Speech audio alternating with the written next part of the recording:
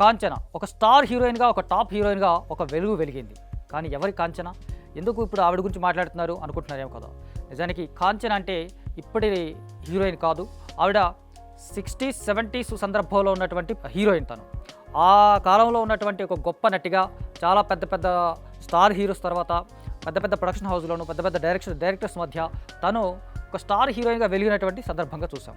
So అలాంటి నటి 1980s తర్వాత వచ్చిన తర్వాత కాస్త కనుమరుగైపోయిన సందర్భం. తను వ్యక్తిగతమైనటువంటి జీవితంలో వచ్చినటువంటి అనేక సమస్యలు, ఆ తర్వాత తన జీవితంలో పెళ్ళే చేసుకోకుండా ఉండిపోవడం, ఆ తర్వాత తన తన యావదాస్తికి సంబంధించి కొంత కొంత ప్రాబ్లమ్స్లో రావడం, ఆ ఆస్తికి సంబంధించి కొంత దానం చేయడం, అట్లాగే 2010లోనే శ్రీ వెంకటేశ్వర స్వామి దేవస్థానానికి 15 కోట్ల రూపాయల విలువ చేసేటువంటి ఆస్తిని కూడా రాయడం. అది ఇప్పుడు కాలంలో చూస్తే కనుక 100 కోట్ల వాల్యూ అని చెప్తా ఉన్నారు. సో ఇంత పెద్ద వ్యవహారం ఉన్నటువంటి కాంచన రీసెంట్గా ఒక హాట్ టాపిక్గా వచ్చేసింది. ఎందుకు? శరవణ్ అని చెప్పేసి రీసెంట్గా ఒక ప్రొడ్యూసర్ చనిపోయారు. అతను చనిపోయిన తర్వాత ఈమె ఆ ప్రొడ్యూసర్ దగ్గరికి వెళ్ళి ఆ ప్రొడ్యూసర్కి శ్రద్ధాంజలి ఘటించే సందర్భంగా ఆమె వచ్చింది. సో తను ఆటోలోంచి రావడం, ఆటోలోంచి వెళ్ళిపోవడం అనేది మాత్రం కొంతమందికి బాధ కలిగించేటువంటి అంశం ఇది. ఒక వ్యక్తిగతంగా చూస్తే ఆమె 90s, 80sలో కావచ్చు, ఆ తర్వాత ఆమె తల్లిదండ్రులు ఆమె నుంచి విడిపోవడం, ఆమె తల్లిదండ్రులు వాళ్ళ చెల్లె కొడుకుతో తను దగ్గర పెట్టుకోవడం, వాళ్ళకి మధ్య ఒక సంబంధం గొడవ జరగడం, ఆ చెల్లె కొడుకు కాంచనాకి సంబంధించి గొడవలు జరగడము, ఆస్తికి సంబంధించినటువంటి పంపకాల మధ్య చాలా పెద్ద తేడాలు రావడం, ఇవన్నీ కూడా ఒక పెద్ద పెద్ద ఇష్యూస్ జరిగినటువంటి విషయం. అయితే కాంచన సొంత చెల్లె వాళ్ళ ఇంట్లో మాత్రం తను ఇప్పుడు ఉంటా ఉంది. మరిది సొంత చెల్లె మాత్రమే తనని కాపాడుతుంది, చూస్తుంది అనేటువంటి సందర్భం చూస్తూ ఉంది. అయితే ఇప్పటికి కూడా తను రీసెంట్గా మనకి అర్జున్ రెడ్డి సినిమాలో కూడా ఒక చిన్న పాత్రతో తను చేసింది. ఎందుకంటే 80s వరకు సినిమాలో మ్యాక్సిమం ఆగిపోయింది.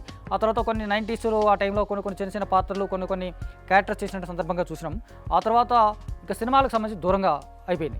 అలాంటి తను అర్జున్ రెడ్డి సినిమాలో ఒక చిన్న క్యారెక్టర్లో కనిపించడం చాలా పెద్ద విషయంలాగా కనిపించదు. సందీప్ వంగ డైరెక్షన్లో వచ్చేటువంటి స్పిరిట్ సినిమాలో కూడా తను ఒక చిన్న పాత్రలో కనిపించబోతా ఉంది అనేలాగా ఉంది. ఇప్పుడున్నటువంటి రోజుల్లో దాదాపు 80-90 కోట్లు, 100 కోట్ల వరకు వాల్యూ చేసేటువంటి ఆస్తులు ఉన్నటువంటి కాంచన ఇలాగా ఆటోలో రావడం, ఆటోలో వెళ్ళిపోవడం మాత్రం చాలామందికి బాధ కలిగించేటువంటి విషయం ఇది. ఇలాగా బాధ కలిగించేలాగా కాంచన మాత్రం లైఫ్ స్టైల్ ఎప్పుడు కనిపించలేదు. ఎందుకంటే తను ఎప్పుడు హ్యాపీగా ఉంటుంది, అందరితో సంతోషంగా ఉండేలాగా ఉంటుంది.